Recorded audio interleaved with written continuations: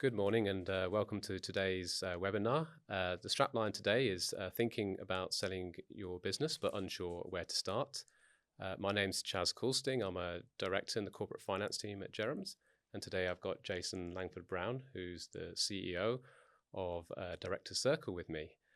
Just a little bit on housekeeping. Today, I think you should have a comment box where you're able to type any questions you've got for either of us. And at the end of the webinar, we'll endeavour to come back to you as soon as we are able to. So I guess just a little bit on me then. As I said, my name's Chasz Coulsting, Director at Jerroms Corporate Finance. I work with a lot of owner-managed businesses looking to help them sell their businesses. I also work with other corporate acquirers and private equity funds and banks on the funding side in terms of funding acquisitions and also making the acquisitions. So really my experience sort of spans both sides of the coin in terms of selling companies, but also being on the inside of buying, which kind of helps give an insight into what the other side is thinking on any one time. And yeah, I've got Jason with me today. So I don't know if you want to give a bit of introduction to who you are. Yeah, well, I think just very quickly, Chasz, thanks for having me on. It's great to see you. So I'm Jason Longford-Brown. I'm the CEO of the Director Circle. So what do we do now? I suppose the last sort of 10 plus years, we've been running a peer community of business leaders. So that's what the Director Circle is. And we also, behind that, run a business growth consultancy, which is really just helping businesses that are looking to scale and grow their organizations and sometimes exit, which is obviously why we're here today. Prior to that, I spent 25 years in industry, career in sales and marketing, and latterly in leadership. So yeah, hopefully you bring some of that experience to young aspiring business owners. That's great, Jason. Yeah, no, I think there's a good synergy actually between the services you provide and actually where we want to get clients to when they're exiting. So I think it would just be interesting to understand, I suppose, amongst sort of your community and directors, when do they start talking to you about exit planning or, thinking about selling the business or retirement, or is that something that you tend to bring up with them? Or Yeah, it's interesting because reflecting on that, I don't think it's talked about very often. And maybe because in my experience, I think it's thought about very late. And I think you're right. It's often when they're too tired, they've had enough, they're getting too old. That stuff, or maybe more recently tactically because of budgets and yes, probably all the wrong reasons to start talking about exit. And I think probably I just answer that question firstly though, because in terms of more young business owners, I'm seeing an acceleration of the exit conversation, and actually I think it's that's interesting. It's become I think it's a bit obsessive. There seems to be a rhetoric now where if you start a business you have to have an exit. So it's probably healthier than never talking about it. Not every business has to. I've got clients that some of my most successful clients that have grown and scaled their businesses and have chosen very deliberately never to exit. And of course that is a choice to stay as the owner of your business. But there are choices to eventually exit. There are choices to keep running the business as long as you can, and of course there are choices to nurture people to run the business for you and just stay as a shareholder. Well, exactly. And I suppose I know this webinar is about selling your business, but it's obviously there's obviously a clear choice. If you want to, it's not just selling your business is not only your option. We have a lot of clients as well who look, how can we pass this on to the next generation of the family, or not even the next generation of family? How can we put some a management team in place that can help run it, and we can live off the profits of the business, and have that as a kind of almost like a family asset. So I guess there a lot of planning does go into this sort of stuff. So it's interesting what you say about, I guess, the younger generation, thinking about, I guess, the exit planning. But I suppose it's almost sort of, I find it's the other way around with some people that, that we've helped to sell their businesses in the past. Typically they come to us and say, oh, we've had enough. We want to retire and we want to do it now. So well, maybe not too late. It's never too late, but I think it's always better if you can start that that process earlier. And I suppose there's a number of things to think about planning. So I guess what I'm saying is, the earlier you can start the process, obviously the better. And my role in these things is normally when it comes down to execution. But I do talk to clients about what they can do to help make their business ready for sale and more valuable when they do come to sell. Yeah. But perhaps I'm not the one to necessarily implement those changes. Either the client has to do them themselves, or maybe someone like in tandem with someone like you. So and that is where I spend my life. And I suppose just kind of linking that back to the first conversation, it's, I think, whether you're looking to exit or whether you're looking to scale and grow and take that value from that, or just to step away and let someone else run the business for you, I think actually the healthier thing to think about is whatever you choose to do, the one thing that is constant through that is you need to build a healthy organization. I think that's a really good point. Yeah, and that's the language I tend to use. So, and so when do you start? Well, I think the trick is to start as early as possible. I mean, you could argue when you start a business, look to build a healthy business and scale and grow a healthy business. I think the problem I have, I think sometimes, particularly go back to that younger generation for a second, is they're so obsessed with the exit, they're not really doing what it takes to build a healthy organization. They're almost trying to be ready for exit before they've scaled and grown the business, but you need to scale and grow the business. You need to build a healthy business.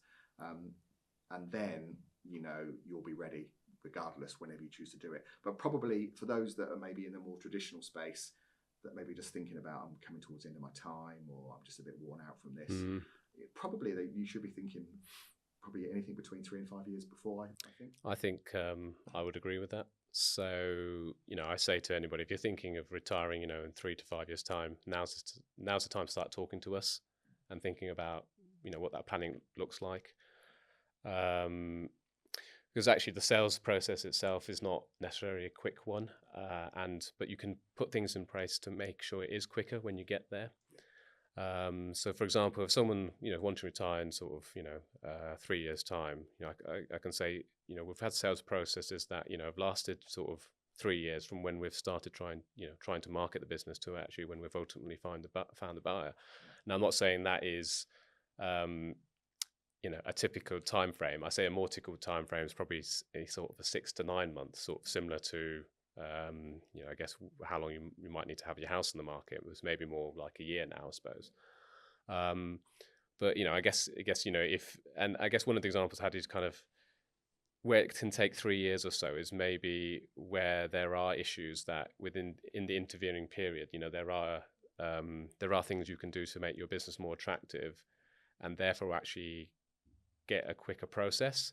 Was part of the reasons I suppose why businesses take a long time to sell is going to be a number of factors that we're going to talk through today. Sure. Because if there's certain issues in your business, you're going to have to find one particular buyer that is comfortable to take on all those issues, and that's going to be less likely than if you've already, as you've said, grown a very good and stable business that almost that runs itself.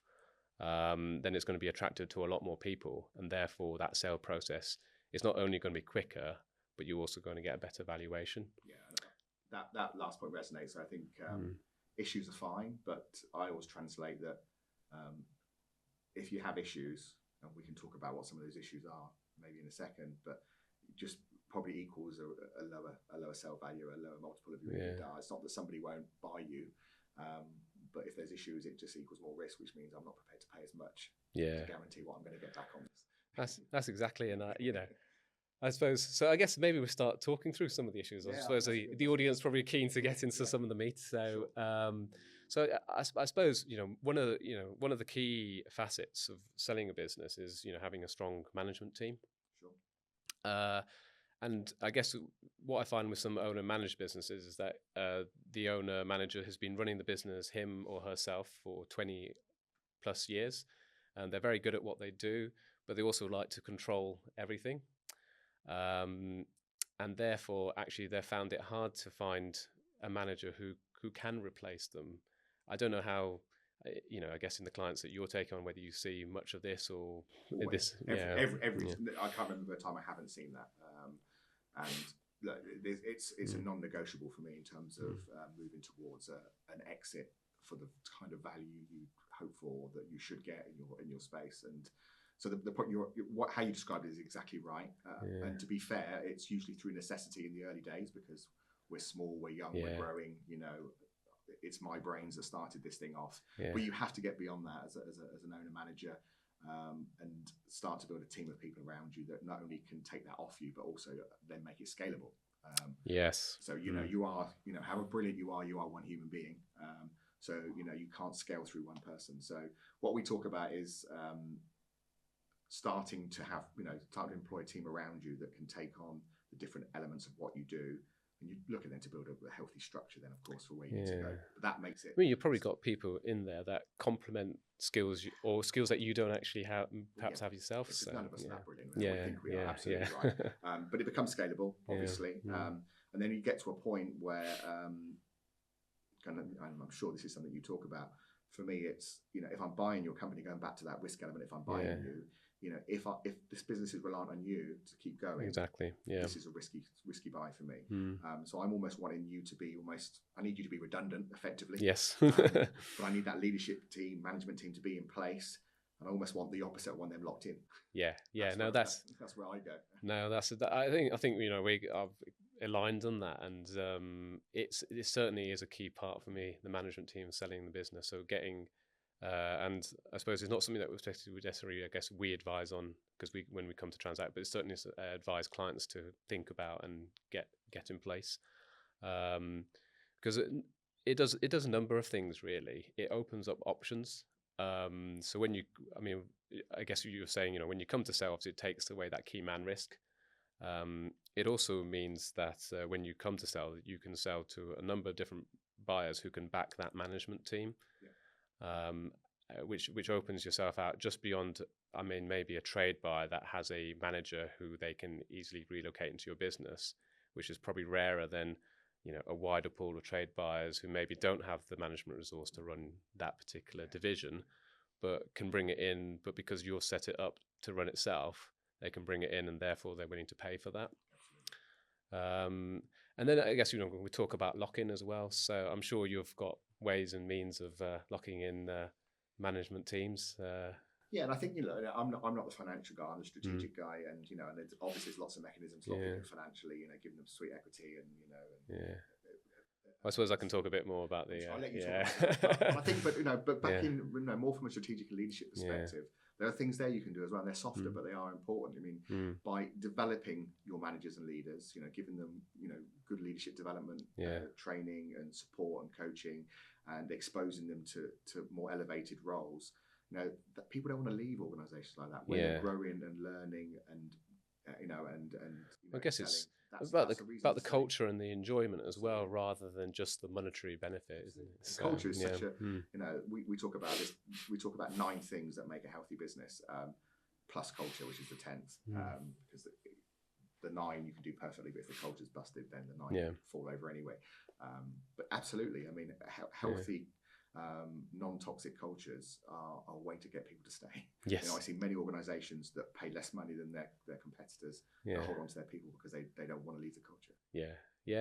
Well, that's a good way of thinking it. And then I guess from a financial perspective, I suppose a lot of advice that we give to clients in terms of locking in is there's certain sort of share schemes that you can use. A big one is your enterprise management investment scheme, and our tax team are quite big on setting those up, but they're quite good for locking in key management into a sale. Because effectively doesn't give them shares now, but gives them the option to buy shares when there is an exit.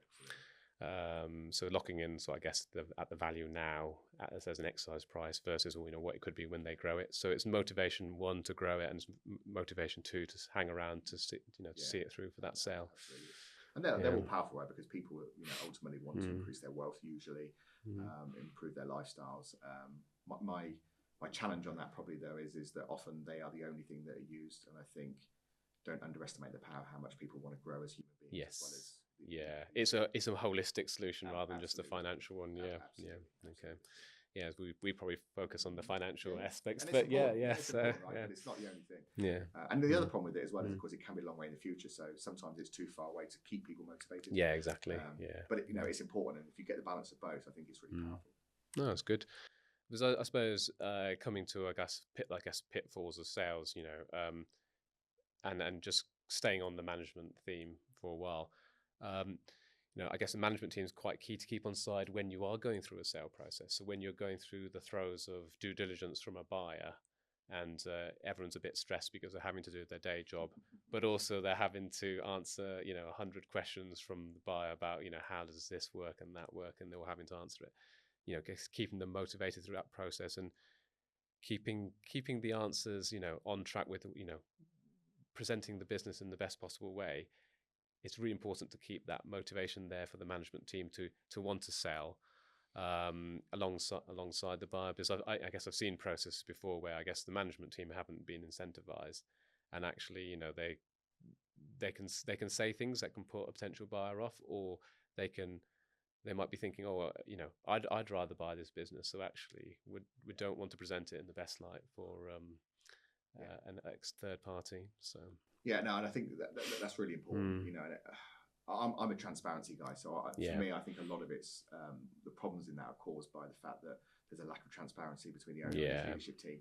I think if you have a relationship with the leadership team where you are transparent, you do know everything that's going on, and you trust each other, then that conversation is much easier. I think you're right. So again, it comes back to having the conversation early and being open, honest about it, because I guess where those issues have occurred is normally when they've been brought late into the process and nothing's been communicated about succession or what the future of the business holds. Whereas if they know where, I guess, your aspirations are in terms of an exit, then at least they know where they stand when from the outset. So I think also the leadership team are more likely to have the answers more readily available to the prospective buyers. Oh, yeah, definitely. If they're operational, they'll know. Understand it, they know it. And I think there's two things. There's that, it's transparent that they know it, so it's less hard work. But also, I think if you have a healthy organisation, it's less hard work as well. Because I see a lot of what happens in that situation is almost trying to backfill, like, what is our strategy? What's our process for change? All the sort of questions that buyers ask, and that deep dive in the commercials. If it's a healthy organisation, it kind of knows that stuff. Yes, it isn't hard work. No, but if you're backfilling it, it's hard work. Yeah, and if they're motivated and enjoy the culture, then that comes across to a buyer, and actually it helps with the value proposition, but it also helps them getting through DD, because the buyer can see the enthusiasm come through, and so there's more belief behind that management team that they're buying into. Absolutely. So oh, great stuff. So I suppose I guess we covered management teams. I guess people watching will probably want to understand, what other ways can we, maximize the value of our business before we get to exit. And obviously, I guess we'll discuss about, making a business as good as it can be. I guess coming straight to the financials, one of the key metrics, I suppose, is, when valuing a business is profitability or its revenue, depending on the type of business. And so if someone's talking to me now and they say they want to exit in 5 years' time, and they say, well, I want X when I exit, we can work a backwards valuation and kind of go, well, this is roughly where you probably need to get to if you want to get to that valuation from a financial point of view. So say if they need to grow 2 or 3 times and in that sort of 5-year time span. I guess, did you have similar clients looking at that sort of aggressive growth, or I do, and I think that or not even ones looking for that aggressive growth, maybe just needing to grow 20%. Well, that's interesting. It's interesting what you just said there, because I've used that, and I find it useful working with people like you, Chaz, to get that backwards metric. Because for me, when I do get a conversation about very definitively about exit, I do have one client at the moment over in the US who definitively wants to exit. And we've had very clear conversations about, because people say, I need this amount of money, and then just go, I won't take that amount of money if I don't get offered it. And I'm like, it doesn't work like that. Your business has got to be worth of that amount of money. So we did exactly that. We got advice on what was the likely multiple in that industry, and so and then we had a very personal conversation with the owners about what they wanted to walk away with after tax as well. Remember, they have to pay tax, and so you can very quickly then backward engineer that, and that's really helpful for me in my role, sort of 3 years out, even longer than that sometimes, to say, okay, you're a £10 million business, but in truth, you probably need to be a £20 million business if you want to have that margins actually about 5% better than they are now. That's real high headline stuff, but it does focus the mind strategically, and I've done that many times with clients, but that's a great start point to say, right, okay, so that's the goal, yeah. And now we can build a strategy, and of course it is a bit meaningless because, well, what does that mean? Who are we selling it to? What are we selling them? Maybe then you've got big conversations like, do we need to evolve our value proposition? Do we need to expand our product offering? Do we need different types of clients to get there? How do you get the growth? I mean, obviously for us, we say, the numbers say this, and if you can get that to that number, then you'll be worth X amount more. But actually getting there is a whole. That's my job. It's a whole different ball game. So it does start. I suppose for me, I made the big assumption that they're working on a business model that's sustainable and scalable, but you'd hope so, otherwise they probably go bust. But assuming the business model works, then it's about, almost starts with, okay, we need to build a strategic direction, a strategic plan that ultimately is going to lead to that end game. Absolutely. And I think without that, it's almost like they're just dreaming, really. Yeah, no, that's a good point. So I suppose in terms of kind of things that I see kind of damage the value proposition or maybe lower the value proposition is probably kind of custom concentration is probably one. Another one's probably kind of you get the same thing on suppliers, whether you got supplier reliance on one particular supplier or maybe just two, and there's no other sort of other routes that you can source that supplier from. No, because the client concentration, absolutely. I mean, clearly, if you've got a big chunk of your turnover monopolised by a single client, that's risky. But it's even simpler than that. Sometimes we say, clearly you've got to have clients. You need to minimise the concentration of them. But actually, taking those to another level of saying, actually having them contracted and locked in. Yes. Also, I'm sure that you'd agree that does increase value, because if I've got clients, and if actually they're all on contracts for 3, 5, 4 years, that's a whole nother level of mitigating risk for me as a buyer. Well, and actually I think that feeds on to kind of another point that kind of helps to enhance value. So a lot of buyers say, well, actually your profits are great, but actually how maintainable is that level of profitability? And if you've got contracted income, that definitely helps. I mean, it just depends on the terms of the contracts. If some of the terms are quite onerous, then perhaps that might put buyers off. So you have to be careful in the legal advice that you're taking when you're signing up to these contracts. But certainly sort of the repeatability of that business is definitely helpful. And I suppose what's the kind of stuff that is more one-off and project-like in nature is, can be high margin, but it's also worth as well building up a kind of, I guess, a steady recurring income if your business model sort of allows. Absolutely. Maybe if you've got projects but you can do kind of service and maintenance on it, then that helps build that steady stream of income, and people and buyers are willing to pay, I guess, higher multiples for against that type of revenue than and that's the one-off. If you've got to go on a big growth spurt to get to the levels you need to get the money you need /want to get. Things like that are often in the conversation. How do we evolve from, just like say, selling one-off service to selling contracts? And but you said something that really resonated with me as well about this repeatability. So again, we talk about, and I think there's some operational things there to think about as well. I think so. We'll do a lot of work around process mapping. Okay. So because that's if I can show you the process by which we deliver what we deliver, both from a revenue but also from an operational perspective, it gives you confidence that there's a way we do things, and so it's repeatable. That also takes the pressure off. I think about if we haven't got certain personnel here, we still know how it works. So that's good. And I think then if you then lay technology on top of that to systemize those processes. Clearly, technology is massive now, but I think that's an interesting thing. I see so many people laying in systems and technology now without asking themselves, is this accelerating? Is this making things better or not? Or is it just adding another layer of complexity? I suppose there's almost a drive for tech at the moment. So I guess it's the in thing and the sexy thing to do. But whether, I guess you've got to take that step back and actually go, is it helping me operationally? And I mean, most of the time it is, and actually it's a good thing to do. But it's making sure that you're probably making quite a significant investment, so it's worthwhile making sure that it is the right one. So I don't know, but I wonder if there's going to be transactions where people are going to go into organisations and go, there just seems to be so many platforms, technologies, systems here. I'm not quite sure how this is all hanging together. It's actually too complicated. Whereas you see someone says, look, almost they can draw the process. Yes. It says, and this is why, this is how this system or this technology drives the efficiency or enhances the client experience, which increases client retention.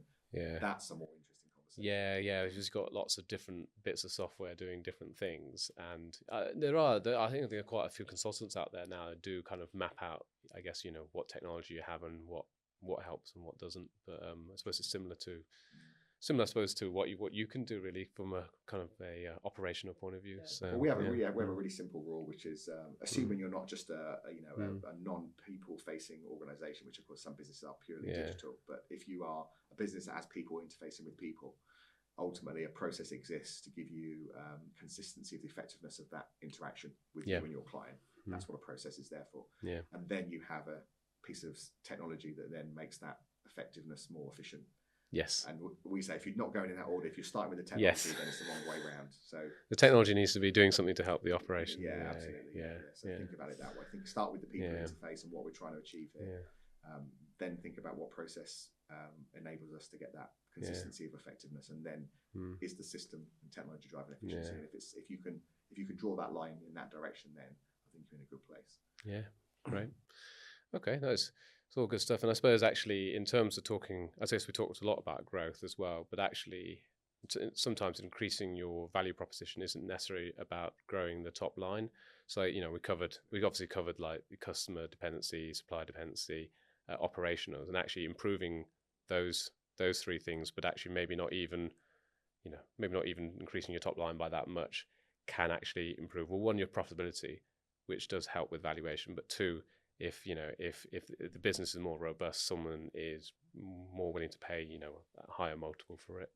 So totally. And I think for some businesses, actually, it depends on your scale, obviously, but for some businesses, top line growth is completely unnecessary. Yeah. When we did a lot about process mapping. Yes, it helps with repeatability demonstration for exit, but actually why we do that is ways to find efficiency and reduction of waste, which obviously is a key driver towards profit. And so for many organizations, they've already got enough scale. They're just wholly inefficient. And as a business I worked with not so long ago, they, at £3 million turnover, they had a 35% net profit. At 20 million, they had zero profit. So it's more valuable at 3 million turnover than it was at 20 million. Yes, no, it's interesting. So I think you're absolutely right. But I think for many businesses, they probably need both, because I think they need to grow. Well, exactly. But I think you're right. I think this drive for growth without the drive for driving efficiency and adding value to your services, which drives your profit margin up. That's where the value really comes. I suppose from your point of view, do you think, ideally, I suppose those two things need to be done together. If you're growing a top line, you need to be doing it in an efficient way, rather than maybe going out and trying to win some market share, maybe at a loss, and then trying to make it efficient afterwards, or do both ways? Yeah, well, and I am aware, if we get into deep dive on this, there are scenarios and markets and particular businesses that at certain times where just driving top line is suited for that, and people will buy it on that basis. And of course, they know that they can leverage it on the other side and drive inefficiency and bring the value out of it. But even there, those people, if they could do that and keep the margin out, they'd make more money on their sale, first and foremost. But I think for most, you're right, it's about both. It's about, grow the business. A balanced approach. Yeah, because the problem with, when you actually look at, if I take it away from exit and just think about it in terms of scale, I mean, very few businesses scale significantly. When we stop listening to the rhetoric. Those that do, very few of them manage to scale and maintain their profit margins. Yeah. Because there is lots of inefficiency in a small organisation. There has to be, because we're small. We can't have one of everything. We have to. Yeah, but when you get larger, you get the opportunities, don't you? You do, but what happens is people scale it in the same shape, and those inefficiencies compound at scale. So that's why a £3 million business at profit ends up at 20 million at loss. That isn't an uncommon scenario. So you're right, to drive top line growth, but working on ways to improve the profit margin and the efficiency at the same time. For me, they should be done hand in hand. Absolutely. Yeah, no, absolutely. No, that makes sense. And I suppose actually kind of in terms of it as well, kind of key things to be thinking about when you're looking to exit, and maybe, increasing that value proposition for certain buyers. So you might have a few people in mind that you actually think is a good fit for your business. And there's certain elements of your business that, would bolt in very nicely into theirs. But there's also maybe bits from your business that may be missing that actually would fit very nicely, fit very nicely into the buyer's business, and be very good sort of strategic fit for them. So I suppose, I guess from my perspective, actually identifying, even if you're not approaching potential buyers yet, so maybe you've got 3 years until you want to sell, maybe, we would work with some clients and maybe identify a few potential buyers and actually think about, what things would those potential buyers be looking for, and what are they lacking in the marketplace that actually you as a business could bring to them. And then maybe when you come to the growth, not just focus just on the growth, but actually maybe growing, in a certain way to fulfill those needs. So I don't think there's any harm in that. Yeah, I agree, and I've had those conversations many times. I've had, in extreme cases, businesses that have, at the start of their journey, had conversations with exactly who they thought would want to buy them once they've grown a bit, and they're often much bigger businesses in their space. And actually I actually remember one particular client where a big player in their market said, absolutely go for it, and when you get to a certain size, we will buy you. So it's almost predetermined. Yes. And so there's very much in mind about, yes, we need to grow, but actually there are things that we need to have to be right for them to buy us. So and that's an extreme example, and that doesn't happen very often, but I agree with you. It does occasionally happen, because, the kind of, sometimes the buyers themselves directly come to the business and say, actually, what you do is really good, but actually we need you to have a bit more scale, so that when you come on, you can start servicing our larger client base, because at the moment you would struggle. It may be market extensions that those big companies just haven't got the agility to go after. It's almost like they're using these companies as a startup. Yes, part of their own strategic growth. So there's lots of different scenarios. Lots of different scenarios. But I think that's true. I think I like the idea of not only thinking about who would be a good fit for you and having that in mind, but also you mentioned about where we could enhance them, because I think of that in terms of, I'm buying you because I can leverage you strategically for exponential gain. Yes. I think as the seller, being aware of that, it maybe gives you a bit more leverage if you're smart beyond just the multiple of EBITDA. Like, exactly, because I know what you can get from me beyond the multiple of my EBITDA. Absolutely. Because there's standard ways of valuing a business, which I guess you're talking about, sort of, and I think we'll do another. I guess Jerem's going to do another video on that next month. But kind of, I guess, standard way is multiple of EBITDA, which is earnings before interest, tax, depreciation. Basically, a measure of profit or kind of cash coming from profit. But you're certainly right. Kind of when I've worked on the buy side before, they haven't looked at we're just going to pay 6 times for this business. They've actually gone, well, actually, what cash flow is this business going to generate us, and then how much of that are we willing to pay to the sellers?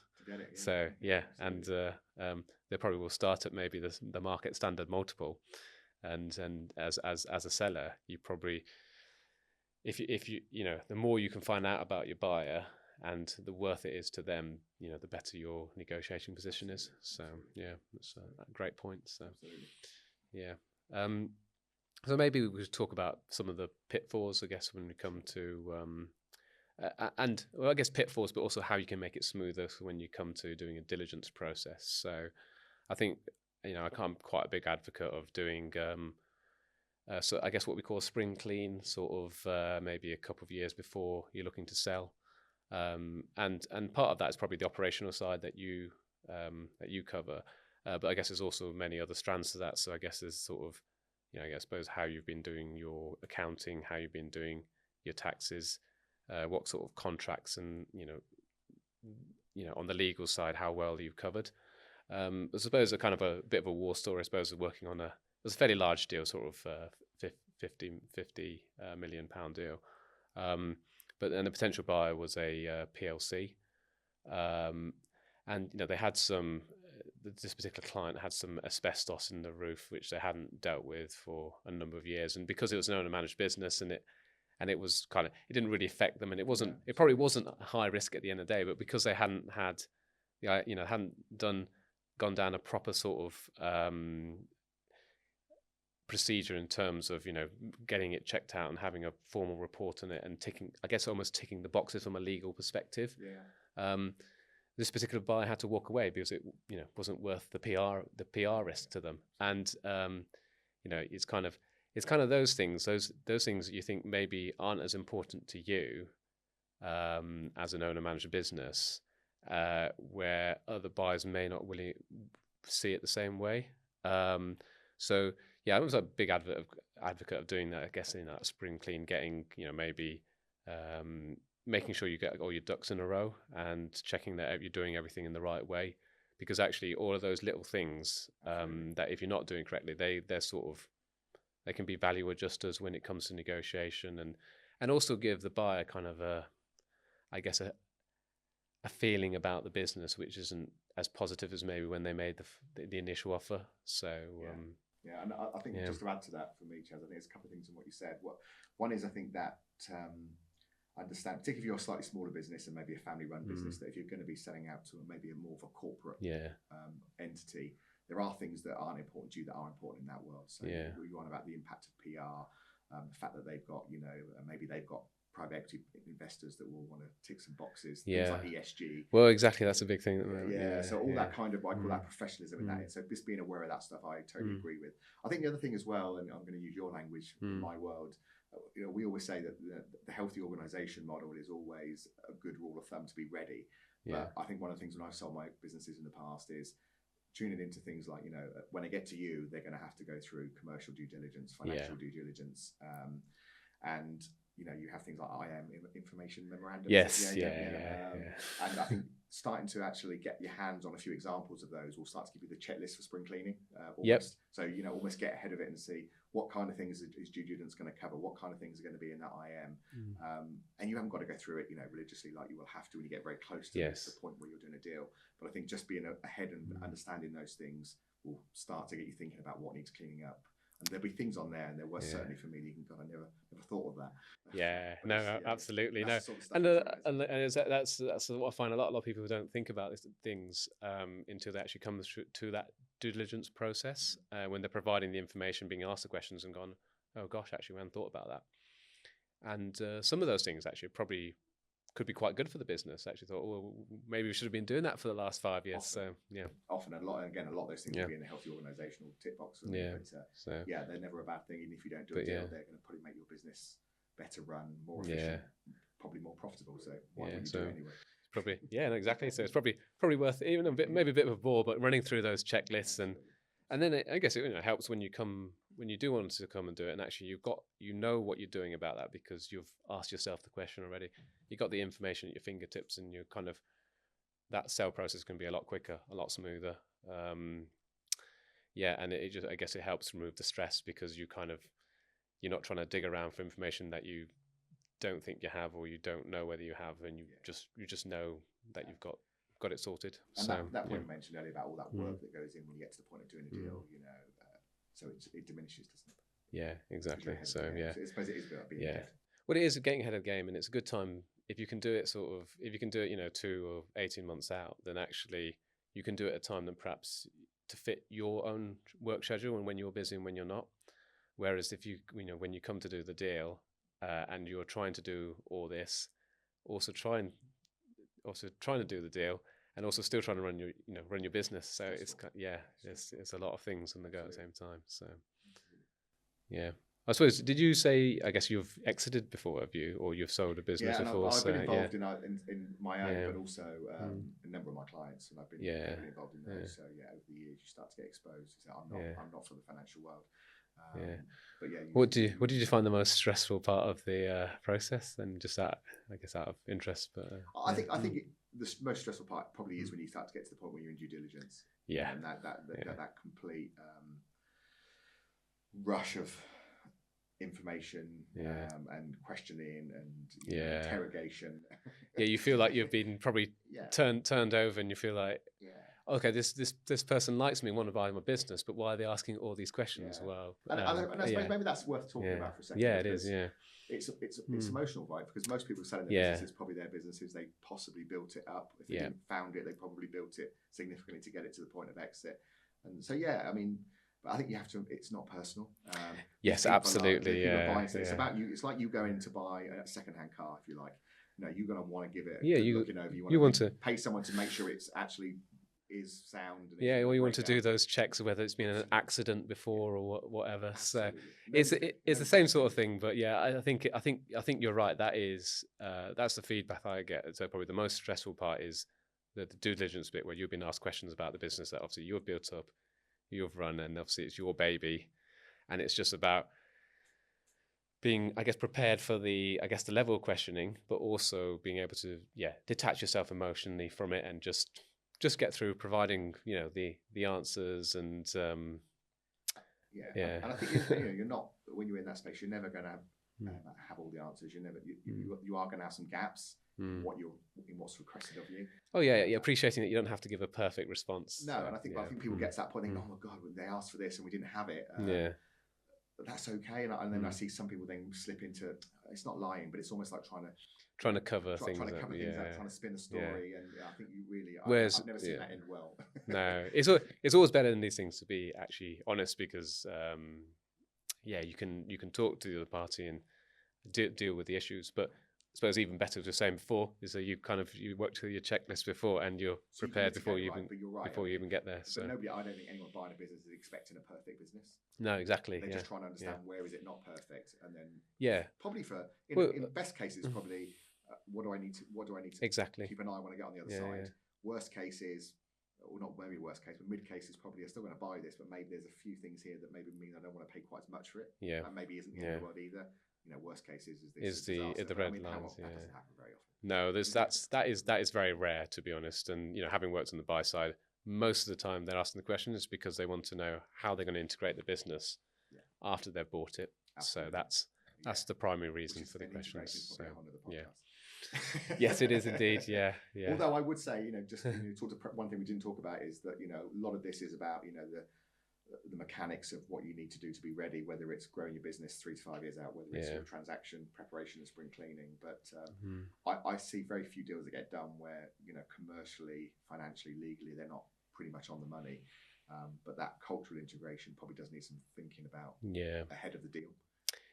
From the selection of who you want to get into bed with, who you want to sell to, who you want to merge. Yeah, because I suppose we talked a lot on kind of trying to attract the right buyer, but also once you've attracted a pool of buyers, it's also about actually what process, if you've got a number of people interested, what process do you go through each of those, say 5 people, and go, well, actually which one of those do I think either I can work with, or my management team that with the culture I've built them up, is best going to integrate with their culture. So I think most people want to leave a legacy, and they want to look after their people. So so if you not everyone does, but I think most people do.